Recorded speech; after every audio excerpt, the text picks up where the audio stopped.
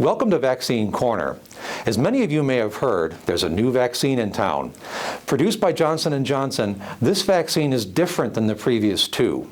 This one is known as a replication defective adenovirus vaccine. Now, what does that mean? Well, let's break it down. First, the Pfizer and Moderna vaccines use messenger RNA to cause the immune system to make antibodies to the spike proteins. Johnson & Johnson uses an inactive virus, an adenovirus, a well-known virus that causes the common cold, to introduce this spike protein and induce immunity. But don't worry, as I said, it's replication defective, which means that adenovirus cannot replicate itself and cause any disease at all. So with all the vaccines, we're introducing material that creates the coronavirus spike protein, faking the body into ramping up its defenses against COVID. Now, many people wonder whether they should get this vaccine because they've heard that it's the only one that's 65% effective, while the messenger RNA vaccines are around 90%.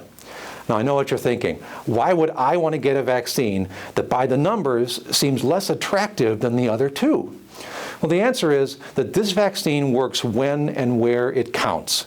It's more than 85% effective in moderate to severe COVID disease. That means that it will prevent a COVID infection that could land you in the emergency room, in the hospital, or worst case, in the morgue. And another plus to this, it's a single-shot vaccine. So, in the end, the rule of thumb is get whichever vaccine you can as soon as you can.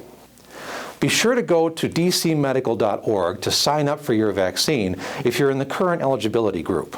But by all means, though, check around. You may be able to get a vaccine from Walgreens, the Public Health Department, Prevea, or any other source. Get it wherever you can. We'll talk again next week.